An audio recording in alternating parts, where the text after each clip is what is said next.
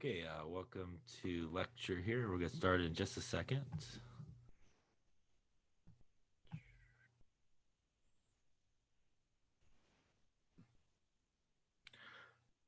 All right, we'll get started here in just a second. I'll give everybody just another minute or so. Apparently the link had the wrong time, so I sent out an announcement. So hopefully everybody will be coming in. We'll get started here in just a sec.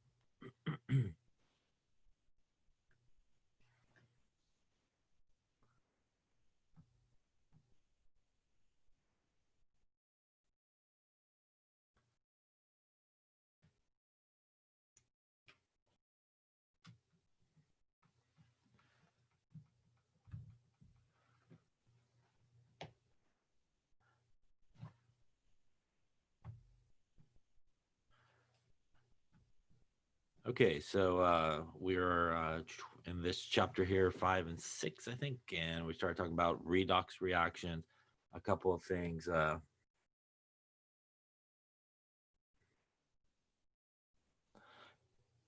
Mainly exam 2 will be based off of the stuff that we covered from exam 2.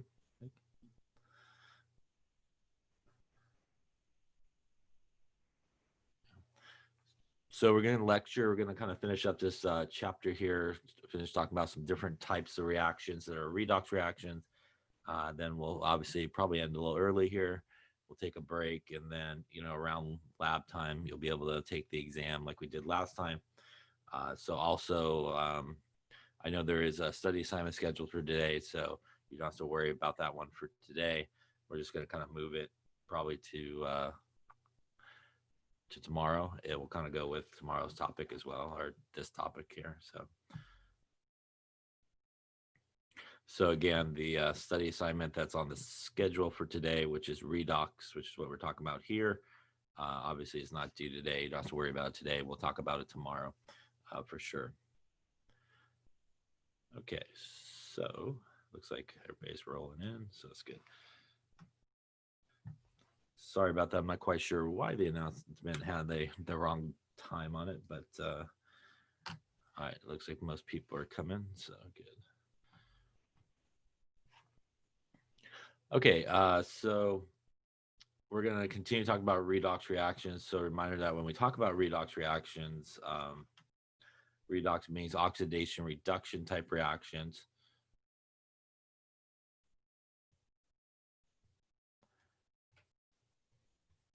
And kind of like what we've been talking about with double displacement reactions, these sort of redox reactions are sort of like, again, a big class of classification of reactions, whereas we will see there's a lot of sort of individual reactions or similar reactions that you classify as redox reactions, but will also be able to be classified in another way as well. So much like the double displacement reactions, again, it's sort of the big umbrella where underneath it you had your precipitation reactions, your acid-base reactions, your gas-producing reactions. Here with redox as well, you could classify reactions as redox reactions, but as we'll see, you can also classify them as single replacement, synthesis reactions, and so forth. And as you see, and as we noted, you can classify the same reaction in a variety of different ways, sort of depending on sort of what aspect you're looking at. So we talked about redox there at the sort of end last time. And oxidation means typically that somebody has lost some electrons, and reduction means that pretty much somebody has gained electrons. And we talked about that you could kind of use just a basic sort of number line to sort of figure out what is going on. And if something becomes more positive, it's going through oxidation. And if somebody becomes more negative, it's going through reduction, with 0 in the middle. So again, on a typical sort of number line, to the right there is positive, to the left is negative. And you literally can just almost, kind of see where you're starting with and kind of go one way or the other and determine whether or not, that thing is going through oxidation or reduction. Now, also that sometimes confuses people is the idea of oxidizing agent and reducing agent. And again, those things are different than what is being oxidized and what is being reduced. So the oxidizing agent is the substance that is going through reduction, and the reducing agent is the guy that is going through oxidation. And as we talked a little bit about last time, that is because if it is the reducing agent, it is causing the reduction in the other substance, while something is the oxidizing agent, it is causing the oxidation in the other thing. So if it is the reducing agent, that is the thing that is going through oxidation itself. And if it is the oxidizing agent, that is the thing that is going through reduction itself. So easy way to remember sort of the agents is it's opposite of the name. So if you're looking for the reducing agent, you want the thing going through oxidation. And if you're looking for the oxidizing agent, you want something that's going through reduction. Both the reducing agent and the oxidizing agent are found on the reactant side of the equation. So you can find it on the reactant side is typically where you find it. So one thing that sort of helps us decide sort of what is being oxidized, what is being reduced, is looking at what is known as the oxidation number, which is where we left off here. And the oxidation number is basically the charge that an atom or molecule would have if we had sort of a complete transfer of electrons. So in a lot of these cases, we are sharing electrons, or not really transferring electrons, but we can't come up with what is referred to as the oxidation state or oxidation number, sometimes referred to. And the oxidation state, our number there, is not necessarily the sort of typical charge all the time that you associate with something.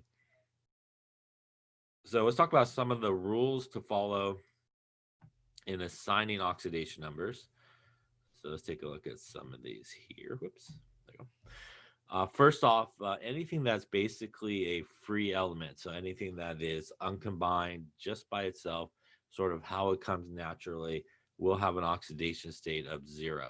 So anything that is a metal, like sodium metal, potassium metal, again, uncombined, not attached to anything, combined with anything, just by itself, would have an oxidation state of 0. Remember things like oxygen, O2, N2, H2, those are how these things naturally come in terms of their element form. So even though they come as 2 and diatomic molecules, they would still have an oxidation state of 0 in that case as well. Now, things that normally have their typical sort of charges will also have the same oxidation number. So lithium, which is always +1, if you have it in a formula, will have an oxidation state of +1. Iron 3, so for example, if you had iron 3 chloride, it would be a +3 oxidation state. Oxygen, which is usually a very good element to sort of start with, will have a -2 in most cases. And it's important that when you do write an oxidation state or an oxidation number, that you do include the charge. So for example, for that iron that's on there on the screen, we would want to write +3. You don't want to just write 3 because there could be oxidation states that are pluses or minuses. So when you do write oxidation numbers or states, you do want to make sure that the charge is associated with that number. Now, as I mentioned, a lot of times when you're doing oxidation states, oxidation usually involves oxygen a lot of times. And that's actually one definition of oxidation, is the gaining or losing, actually the gaining of oxygen. And oxygen is usually a good place to start with, which is it is usually -2. Now, there is a certain case where oxygen would not be -2, and that would be actually something where it's actually peroxide. So peroxide is O2 2- over here. It's actually a polyatomic ion. And if it is peroxide, the oxidation state is actually -1, like what we would have here in hydrogen peroxide. The oxygen would have a -1 oxidation state. Now, if it is not oxygen or not peroxide, then obviously it would be -2. And probably 9 times out of 10, if you do see O or oxygen in a formula, it probably does have an oxidation state of -2. The key is this extra 2 down here is oftentimes how you could recognize it. You'll have that sort of extra 2 kind of happening in the formula, and that's usually an indication that it is sort of peroxide and not oxygen. Now, in addition, the oxidation state of hydrogen is usually +1. but it can be, remember, hydrogen can go negative as well, which is hydride. And that happens if hydrogen happens to be attached to a metal. So if it is bonded to a metal, and it will probably come second in the formula, then that would be the negative one version. Otherwise, if you do see hydrogen, it is going to be +1. Everybody in group 1 and group 2 will have sort of their same charge as their oxidation state.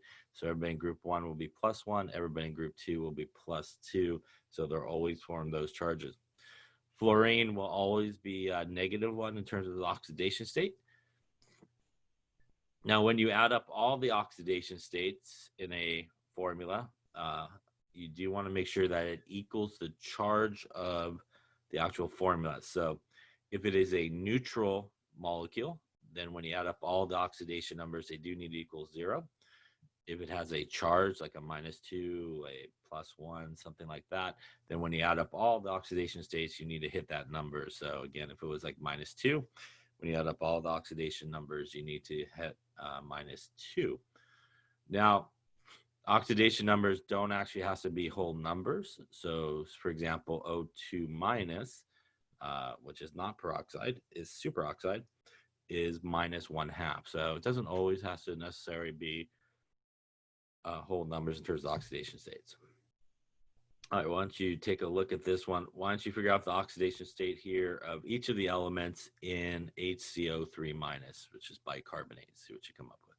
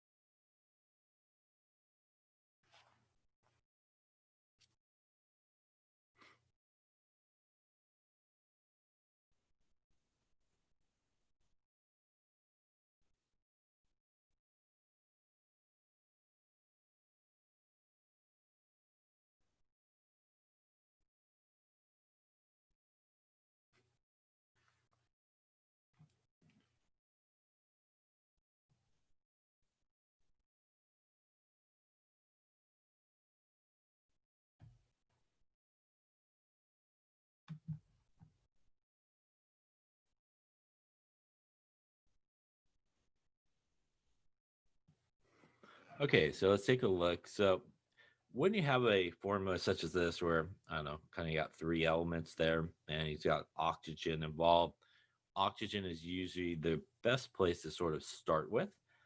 So we know oxygen in this case is going to be -2. And there's 3 of them, which tells us that overall we got -6 sort of happening there.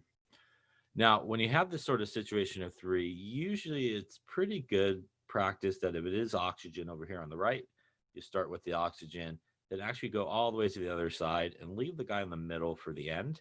So if we go all the way to the other side, we have hydrogen, which is +1. And that means that we have +1 here. Now, because this bicarbonate has an overall charge of -1, when we add up all of our oxidation numbers, the grand total of everybody, it doesn't equal -1. At this point, we are at +1 and -6, which gives us a -5. So to get us to -1, the carbon needs to be +4 in this case. +1 plus 4 is +5, -6 is -1 overall. So these would be the oxidation numbers. So just so we're clear, hydrogen would be +1. Again, you want to put the charge. Carbon would be +4. Again, you want to make sure you put the charge there. And oxygen would be -2, also the charge.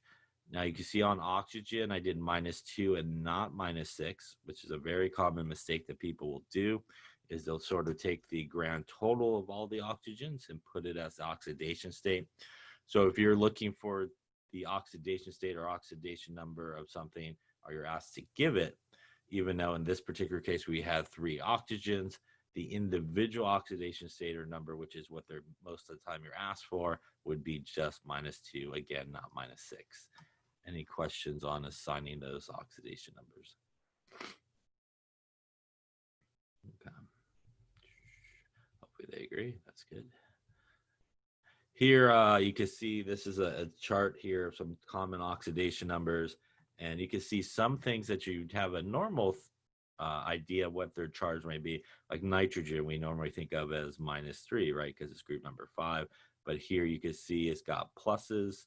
It's also got some minuses in terms of oxidation state. We saw oxygen again has a variety of stuff. Over here, sulfur or chlorine as well, where we normally think about it as -1 for chlorine. You can see it has a wide variety of oxidation states, including ones that are positive. Even in our transition metals, Mn, you can see it has a ton of different ones, chromium as well. So a reminder that the oxidation state or number not necessarily always going to match sort of the charge we think about certain elements in terms of when we talked about nomenclature, they may be slightly different and have sort of a different charge. Again, like nitrogen there, we normally think of as sort of -3, but as you can see, it could have in potential cases a positive oxidation state. And that's really dependent on what it's bound to in a particular molecule or ion. So I want you to take a couple of minutes here and give the oxidation number for each of the elements in each of these guys, and we'll talk about it in just a sec.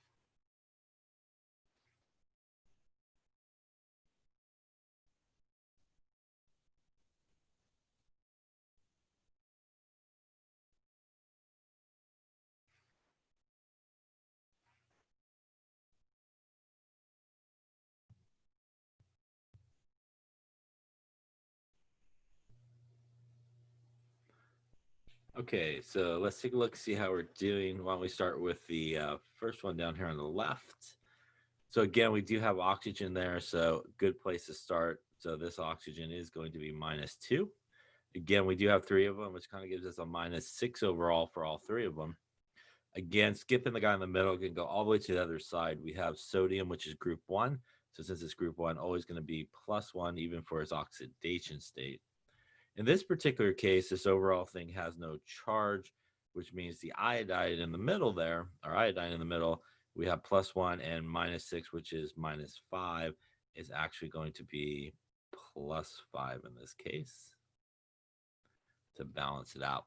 So that gives us our sodium that is +1, our iodine, which is +5, and our oxygen again here being -2. Any questions on that assignment there of numbers? Coming over here to IF7, fluorine will be -1 always. And again, there's 7 of them, which again, in this case, has no charge overall, which means the iodide here does need to be +7 to balance it out. And that means that the iodide would be +7, and the fluorine here would be -1 in this case. And lastly, down here, we have potassium dichromate. So oxygen is -2 in this case. That gives us -14 overall. Coming to the other side, we have potassium, which is group 1, going to be +1. And there's 2 of them, gives you +2. Now, in this case, again, it does equal 0, but a little bit different is the chromium here in the middle. We don't just have 1, but we do have 2 of them, which means if we just add up our numbers, we got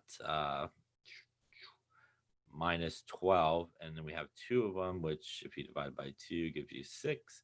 So the chromium here is actually going to be +6 to balance it out. +6 gives us +12, and that gives us 0. So potassium being +1, chromium being +6, and oxygen being -2 in this particular case. Any questions on assigning those oxidation numbers?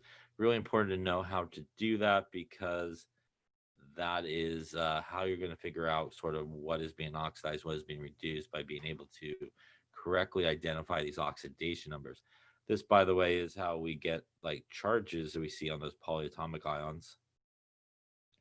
So for example, oxygen and carbonate would be -2, gives you a -6, overall -2. And in this case, this means that the carbon here would be +4. Yeah. So again, that's how we get some of those charges that we see in those polyatomic ions. Again, if we look at something like nitrate, here oxygen -2 gives us -6 equals -1. Nitrogen here is actually +5 in this case. Again, different than we normally associate with nitrogen, but in this sort of connection or bonding, that's sort of what it ends up as. Any questions on oxidation states or numbers, or how to assign them? Okay.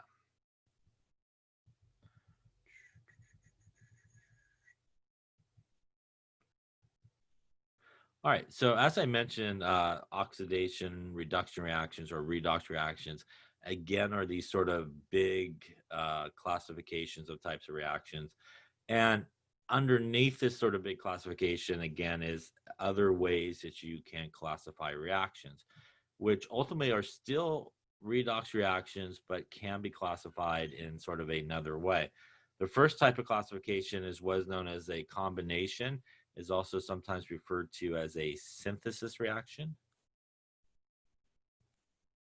So a combination or synthesis reaction is what we see here. Basically, 2 things make 1 thing. So combination, basically taking 2 things, putting them together to make 1 thing. So if we look at an example here, this is aluminum plus bromine. Again, 2 things making 1 thing here.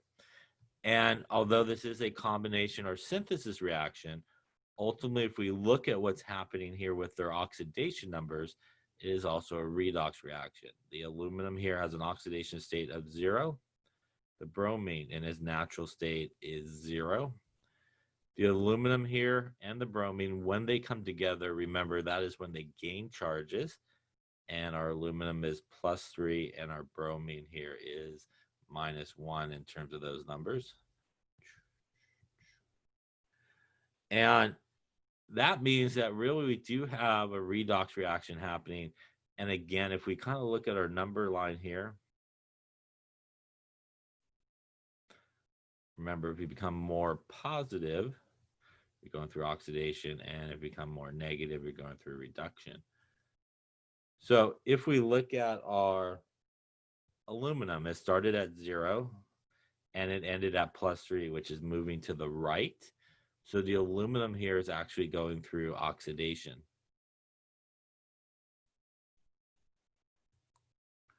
If we look at the bromine, it started at 0 and it ended at -1 going to the left. And that means that the bromine here is actually going through reduction.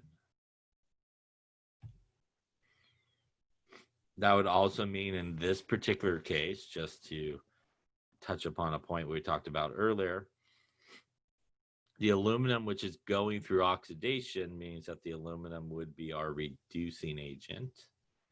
The bromine here, the Br2 that's going through reduction, would be our oxidizing agent. So this reaction, most often probably going to be classified as a synthesis or combination reaction, but at the heart of what's going on there, it is still a redox reaction happening in this particular reaction. Now, the opposite of that reaction, which is another type of redox reaction, is what's known as a decomposition reaction.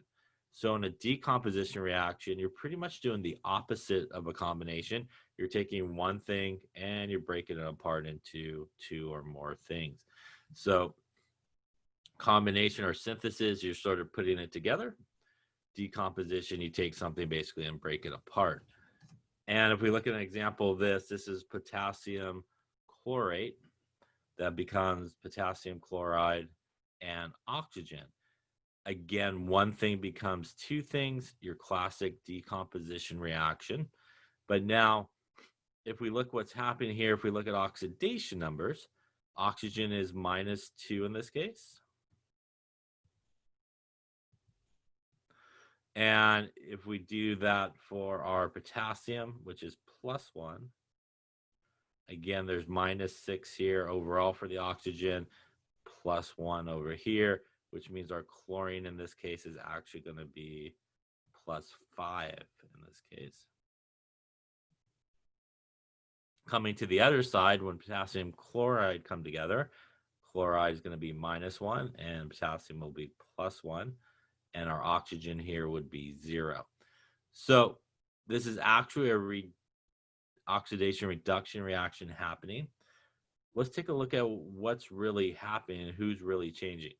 When we look at the potassium on the left and the potassium on the right, they are both +1, which means there's really been no change in the oxidation state of potassium. So not much is happening with potassium. But if we look at the chlorine on the left is +5. The chlorine on the right is -1. So again, if you went to the number line, +5 is in this region. And if you're going to -1, you're heading to the left, which means it's going through reduction. So the Cl here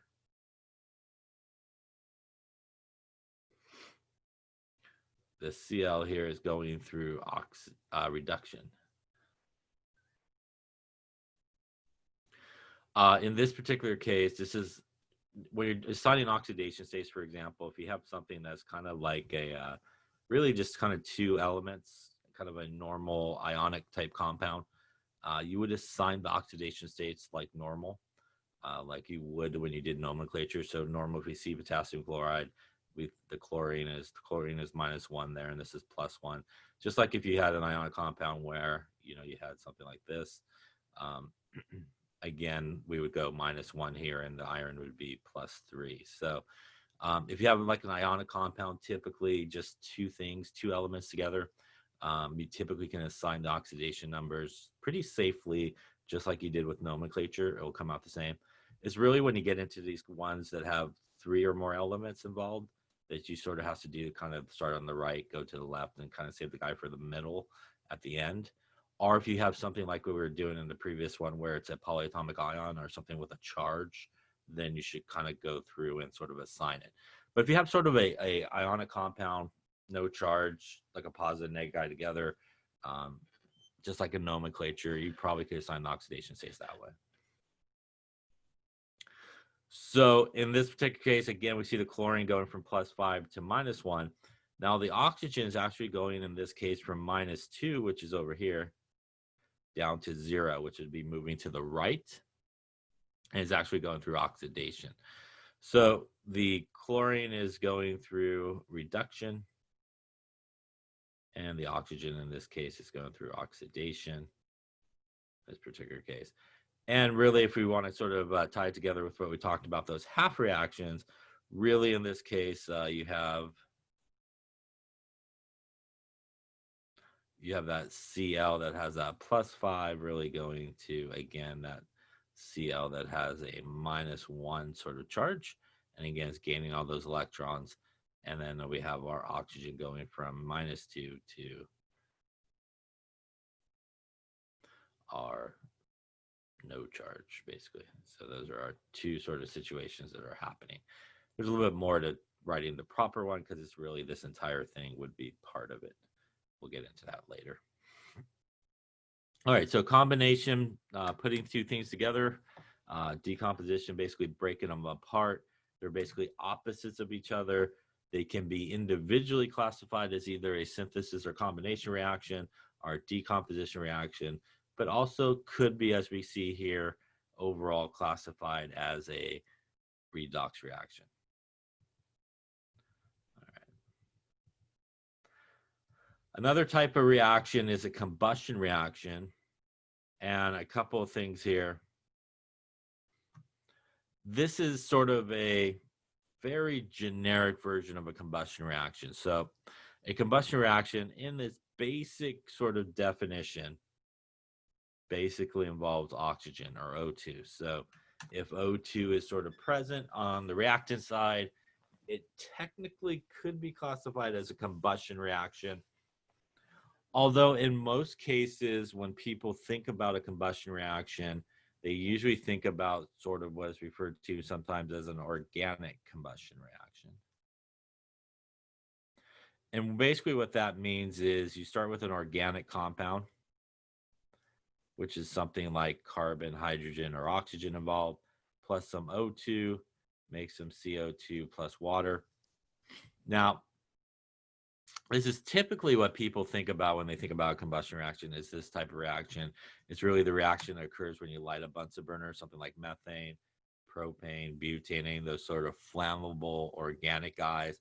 It's what happens right in your car, in your engine, when your gas goes through, right? Combustion engine, if you have a combustion engine, obviously. It pretty much will do this reaction here. And in a traditional combustion reaction, organic combustion reaction, usually there's three elements. There's oxygen, which is basically what kind of classifies it as a combustion reaction. And CO2 and water are always produced when you start out with some type of organic guy. So a classic example would be this type of combustion reaction, which is our methane plus our oxygen makes CO2 plus some water. And put a 2 there, and I think a 2 there. And that's usually what most people think of. But again, a basic definition here is basically what we see here that has just oxygen. So here we have sulfur and oxygen, which is in its natural state. So they both have oxidation numbers of 0. When the SO2 come together, the oxygen has a -2. And again, -2 and 2 gives you -4, which is why the sulfur here is +4. So again, if we think about our number line here, the sulfur started at 0, ended at +4, going in that direction, which means that the sulfur is going through oxidation. The oxygen started at 0, ended at -2, which is going in that direction. And that would mean that the oxygen here is going through reduction. Also means that the sulfur here is the reducing agent, while the oxygen here would be our oxidizing agent in that particular case.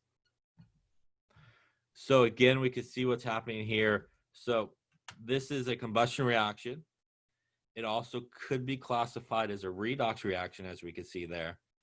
And you might even look at it and say, isn't that two things that make one thing? And you would be right. It could be classified as a synthesis or combination reaction. So as you are seeing here, there are multiple ways to classify the same reaction, even though you're technically sort of maybe looking at one aspect or another. So technically speaking, this particular one here could be a combination, could be classified as a redox, or even could be classified as a synthesis or combination reaction. But they all sort of classifications fall really under that redox classification. Here's another one. We have our magnesium and our oxygen to make magnesium oxide. Magnesium on the left there is in its natural state, so it would have an oxidation state of 0. Oxygen in its natural state, which also will have oxidation state of 0. When they do get together on the other side there to make magnesium oxide, magnesium in that case does have a +2 charge, and the oxygen has a -2 charge. So this is a combustion reaction. Again, if we look at what's happening here, our magnesium is starting at 0 and ending at +2, which again means it's heading in this direction here, which means magnesium is going through oxidation. Well, by default, by the way, if you could figure out one, the other guy is going through the other thing, but just to verify, oxygen again is at 0 and heading to -2, which is in this direction, going through reduction. Also, again, meaning the magnesium here on the left is our reducing agent, and the oxygen is our oxidizing agent in this particular case. This, again, is one where it's definitely a redox reaction. It is a combustion reaction, and if you probably had that one given to you, you probably would classify it most often as a synthesis or combination reaction. Any questions on those there? So another important type of reaction that's a redox reaction is this one here, which is really that single replacement reaction.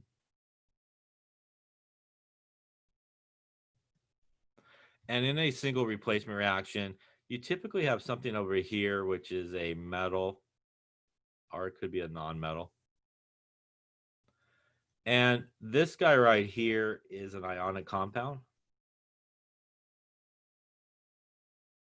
which means, again, it has a positive, negative guy there.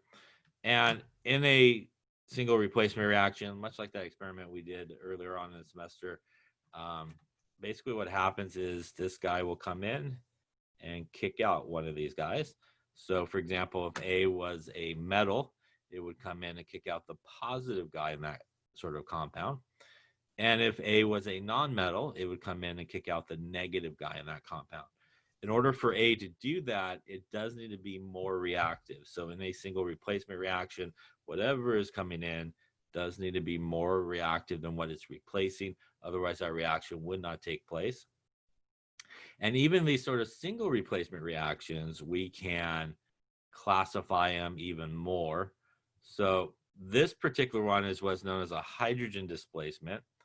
And you might remember on that study assignment where you had net ionic equations, sometimes water was written as HOH. And they do that to kind of help you visualize this reaction happening. Water can be sometimes thought of as plus there and minus. So when the strontium comes in, it's actually going to kick out the positive hydrogen, if you will. And when H comes out by itself, that's when we produce hydrogen gas. So basically this guy would come in, kick out the hydrogen. Hydrogen gas would be made over here. And although sort of a bigger classification is that's a single replacement reaction, this is also could be classified specifically as a hydrogen displacement because we're replacing hydrogen in that case. This also, even though it's a single replacement reaction, is also a redox reaction happening. If we look at the oxidation numbers here, strontium is 0 because it's by itself. Hydrogen is +1, oxygen is -2. And if we look at what's happening here, the strontium is going from 0 to +2. So again, number line going from 0 to +2, heading in the right direction there, which means that it is going through oxidation. While the hydrogen here is going from +1, I kind of wrote over it here, but the oxidation state of this guy is 0. and it's going from +1 to 0, which means it is starting like here and heading in sort of that direction, coming this way. Scribble that up. Let's try that this way. Look at the one. Go this way. So again, it is starting here at +1 and heading in that direction to 0, which means it's going through reduction. Here's another type of single replacement. This is what's known as a metal displacement. In this case, the metal here, which has no oxidation state, will come in and kick out the metal in the TiCl4.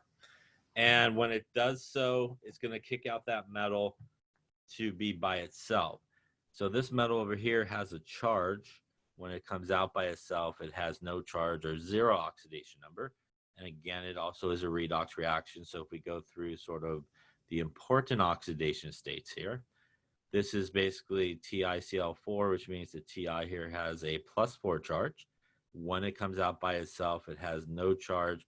So again, going from +4 to 0, heading in that direction, going through reduction in this case.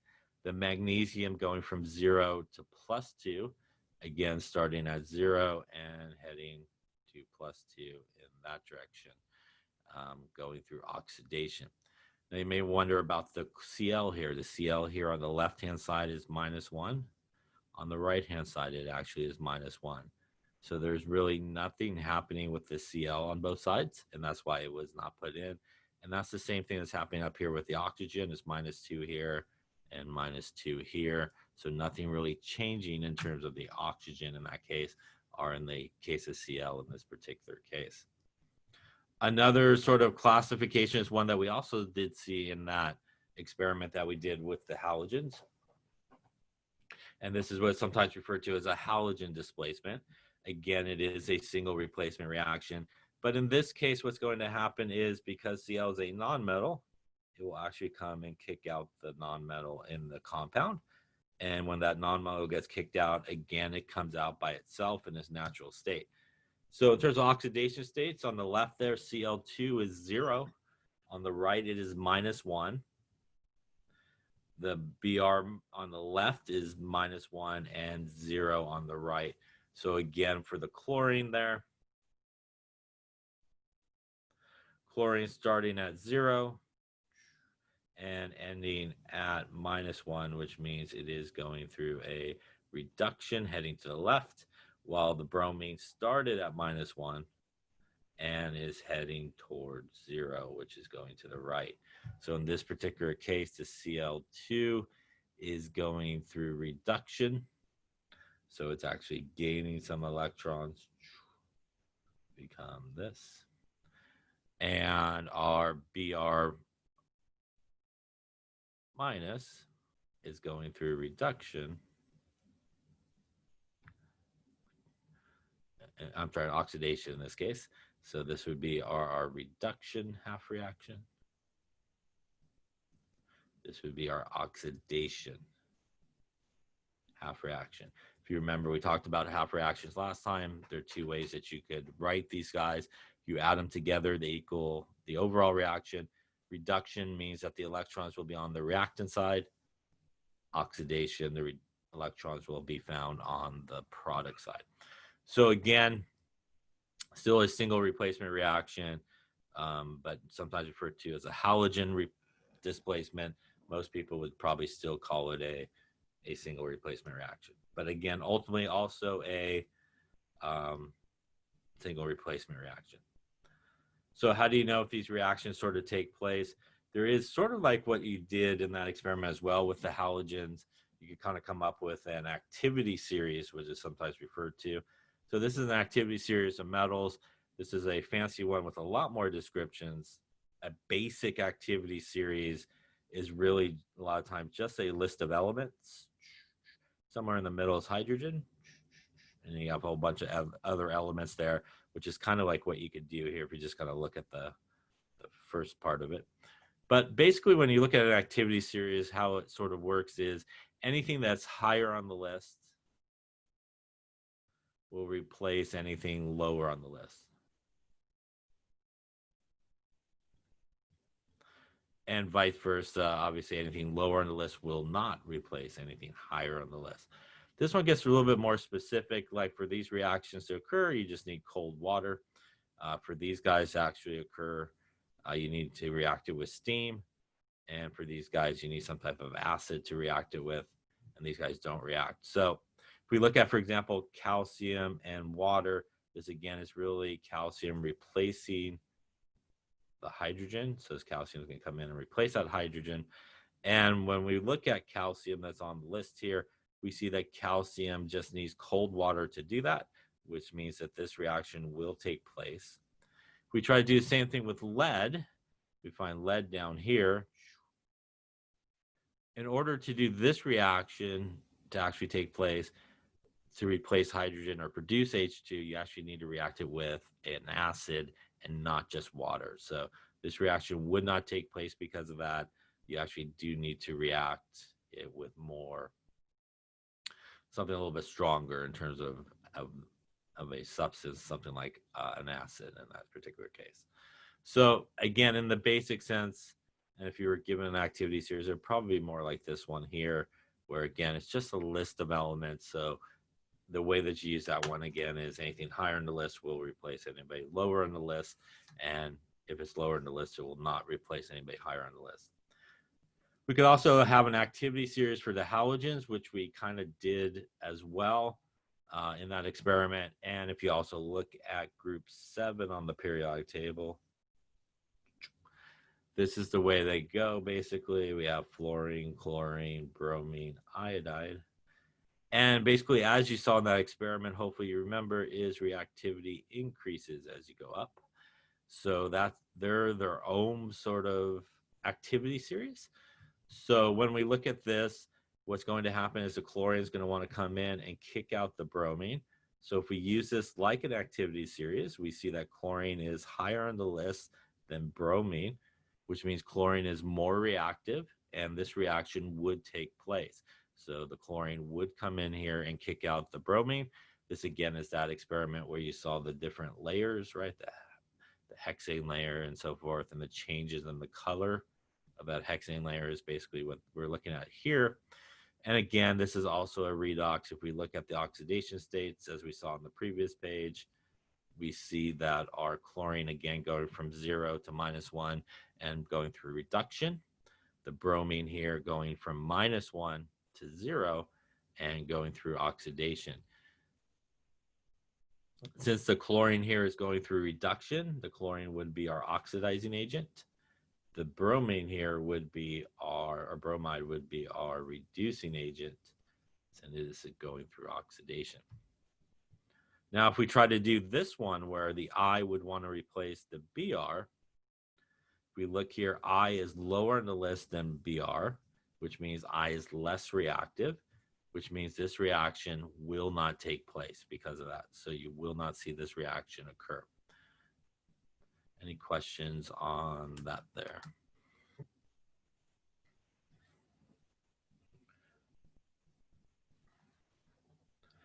Now, when we talk about these sort of redox reactions, another important thing is this type of one here. This is what is sometimes referred to as a disproportionation reaction. And in a disproportionation reaction, what is essentially happening is you have the exact same element on the left-hand side that is both going to be oxidized and reduced. So oxidation and reduction will actually occur together to the same element. And in this case, it's the chlorine that we're looking at. So if we just go through and look at our oxidation numbers, Cl2 by itself is 0. And in terms of like, this is -2 and +1. The chlorine here, this is going to be -2, and there's -1 overall, which means the chlorine here is actually going to be +1, while the chloride is going to be -1 like normal. This will be +1 and -2. So when we look at the oxygen, it's -2 on both sides, not much happening. Hydrogen +1 on both sides, not much happening. And really this oxygen as well, nothing much happening. So really what's happening is we have this Cl2 that's going to ClO-, which means this guy's going from 0 to +1. And the other half reaction would start with Cl2 as well, but it's going to Cl minus in this particular case. So again, if we look at what's happening, the Cl in the first one is starting at 0 and ending at +1. So this is our oxidation half reaction. If you put in the electrons, which I didn't, this guy is going from 0 to -1, which is going that direction, and this would be our reduction half reaction. So it is possible, and it happens a lot with chlorine, for example, that it can actually be oxidized and reduced simultaneously. And that, again, is what is known as a disproportionation reaction when you do have that occurring.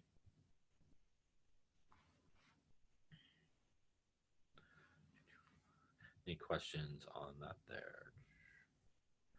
All right, so just to kind of classify some of these reactions here, we'll take a look at them. Whoops, there we go. For example, here, this is a precipitation reaction based on those solubility rules that we talked about. This is really a net ionic equation, right? We're looking at here. Whoops. I guess it got rid of my writing thing. Let's try that again here. So this is our net ionic equation going on over here. Like we talked about with double displacement reactions. This probably came from something like calcium chloride, maybe sodium carbonate, something like that. Over here is an acid-base reaction. It's really a transfer of a proton happening here. This is a single replacement reaction, which is a specifically hydrogen displacement, and also a redox reaction. Again, 0, +1, -1, +2, -1, and 0. So zinc here going from 0 to +2 and being oxidized, chlorine going from -1, hydrogen going from +1 to 0, being reduced in that case. This is a combination reaction, right? Two things make one thing, and a synthesis or combination, also redox, 0, 0, +2, and -1. So calcium going from 0 to +2, which is oxidation. Fluorine going from 0 to -1. By the way, perhaps you notice a pattern like we talked about when you take a metal and a non-metal together for an ionic compound. The metal always loses the electron, which means typically when you have some situation like this, if you have just a metal and non-metal involved, it's a pretty safe bet that this guy should be going through oxidation because he's losing electrons, and this guy should be going through reduction because he's gaining electrons. Questions on how to classify those reactions. Again, there's kind of many different ways you could classify even the same reaction depending on what you're looking for. For the most part, in terms of the redox sort of classifications, most of the time people will classify those reactions more like synthesis, combination, decomposition, single replacement, those type of classifications.